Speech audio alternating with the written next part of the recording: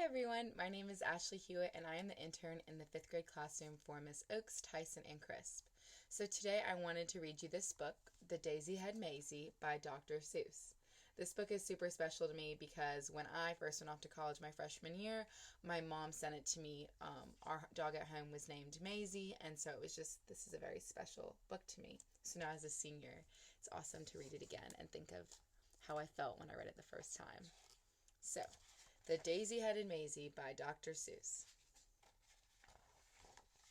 It's hard to believe such a thing could be true, and I hope such a thing never happens to you. But it happened, they say, to poor Mayzie McGrew.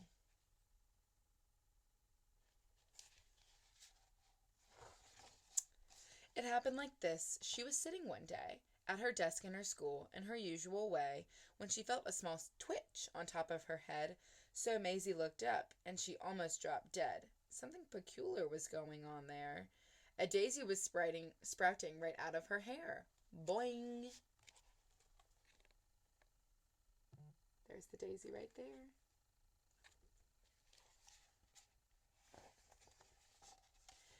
Behind her was sitting young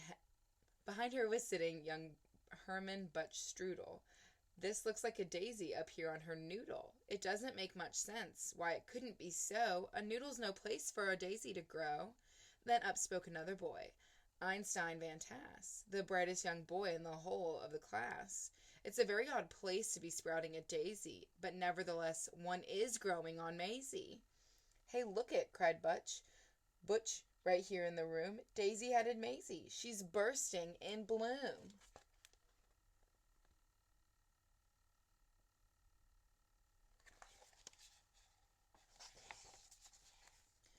Miss Sneecher, the teacher, came rushing up quick. Such nonsense! Some child is playing a trick! Which one of the boys stuck that thing in her hair? You know that a daisy could never grow there. But teacher, said Butch, I saw the thing rise right out of her head with my very own eyes. Just give it a yank if you think I tell lies.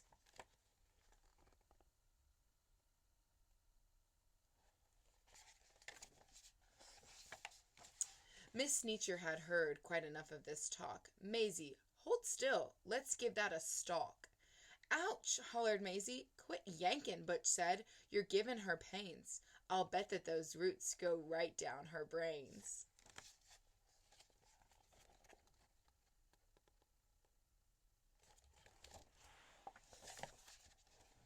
Now the principal, good old Mr. Gregory Grum, was a very wise man, just as smart as they come. He knew more than anyone else in this nation about long division and multiplication. He knew all the answers, why oceans are deep, why skies are so high, and why mountains are so steep. He should have the answer to this thing on Mayzie. My word, he declared, it's a genuine daisy. I've seen them quite often in fields growing wild, but never before on the head of a child. Now what in the world ever made this thing sprout? I have no idea, but I'm going to find out.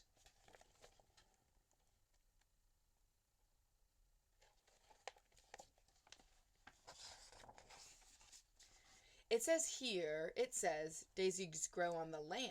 They grow between what? They grow between rocks.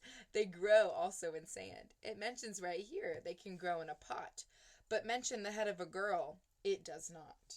Daisies, it says, sometimes grow in Alaska, also Missouri, Rhode Island, Nebraska. They grow in Japan and in Spain and Peru, in India, France, and in Idaho, too. They grow in South Boston, but also in Rome. But why should they grow on this little girl's dome?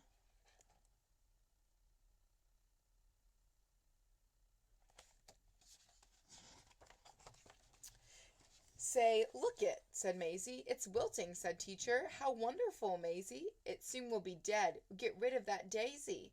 In just a few minutes our troubles will pass, declared Mr. Grum. Take her back to class. Droop.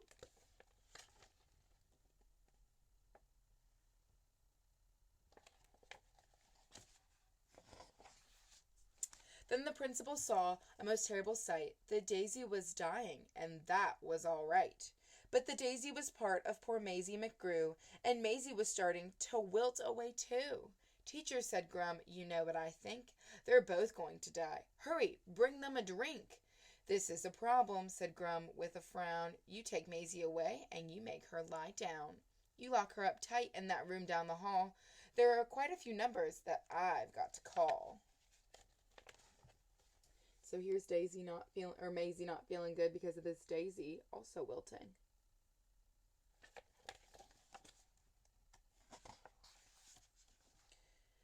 Get Maisie's mother on the end of the line. I need her quickly while there is still time. Maisie's mom asked, what's all the fuss? Goodness to Betsy, I'll be on the next bus. A call to the shoe store reached Mr. McGrew. He answered while holding a customer's shoe.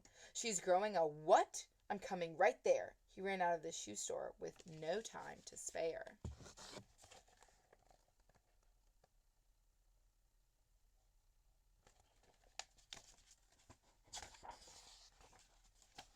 A doctor should see her, the principal said, and an expert on plants like the one on her head.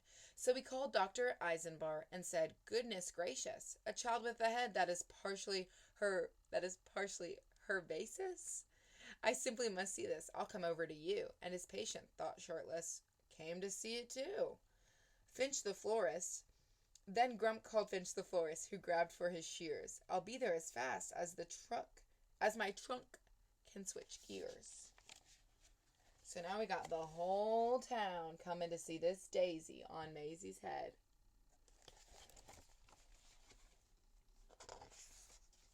Meanwhile, poor Mayzie lay down on a couch. The daisy slumped down on its stem in a slouch. But the window was open because it was warm, and the sweet-smelling daisy attracted a swarm of bees. Bees, bees, bees. Buzz. I am not a big fan of bees personally near me, so I don't know how Mayzie feels about it. Mayzie jumped out the window. What else could she do? But the faster she ran, the faster they flew. In the park, she ran into Officer Thatcher. The bees on her heels were just starting to catch her. He said, wait a minute, kid, I'll be right back, and left Mayzie alone to fend off the attack. Wonder how the police officer thinks he's going to help. But Thatcher returned with a fishbowl and a bucket, into which went the fish from the bowl. Then he stuck it on top of her head. She felt like a fool. Kid, I'm taking you back to your school.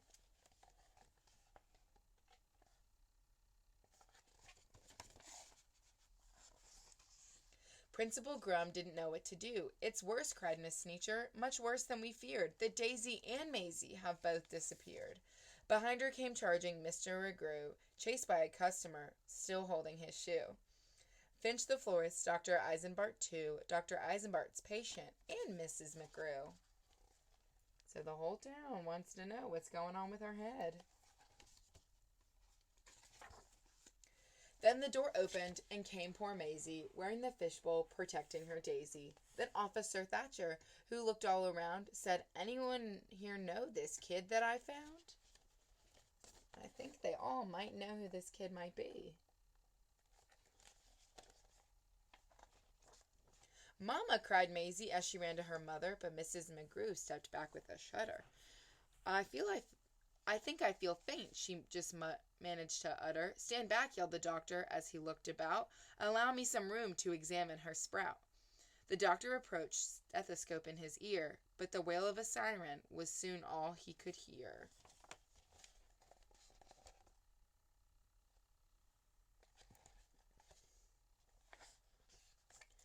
His Honor, the Mayor. And then, without warning, the door opened wide, and who but the Mayor should step right inside?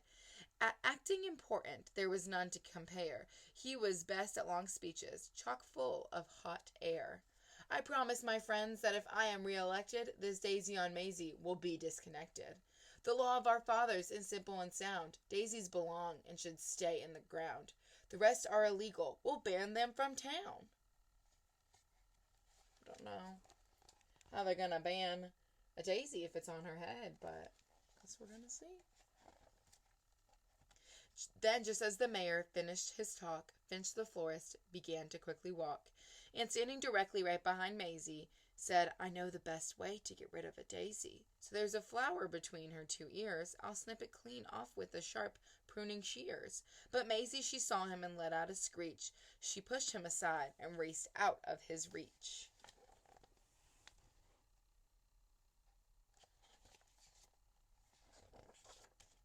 Mayzie ran from the school, headed straight out of town. She came to a meadow and fell to the ground.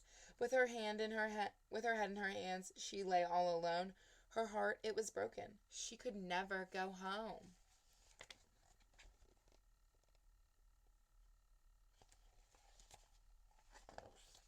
"Nobody loves me. Nobody loves me. Nobody loves me," she cried. Nobody loved her? Poor Mayzie McGrew. It's hard to believe such a thing could be true. And maybe that's why, then, this daisy above, when Mayzie below began talking of love. Well, you know about daisies. When love is in doubt, the job of a daisy is try and find out. They love her. They love her not. They love her. They love her not. "Don't worry, Mayzie," said her daisy, as its last petal fell. "They love you." Then the stalk disappeared. So you know how sometimes with flowers you pick one off and they say, "I love you," or what is it? They love her. They don't love her. That's what they're doing with this flower. Well, that's how it all happened. The thing went away, and Mayzie McGrew is quite happy today.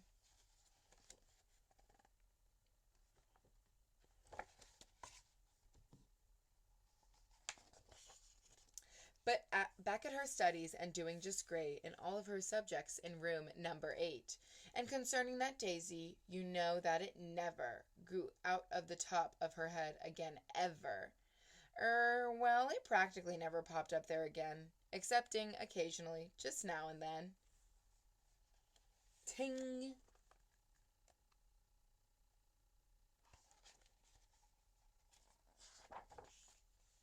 And after all, I'm getting used to it. And that is the end. So I hope you enjoyed reading this book, John Small, Students and Families, and I look forward to maybe reading for you again. Thank you. Have a good night.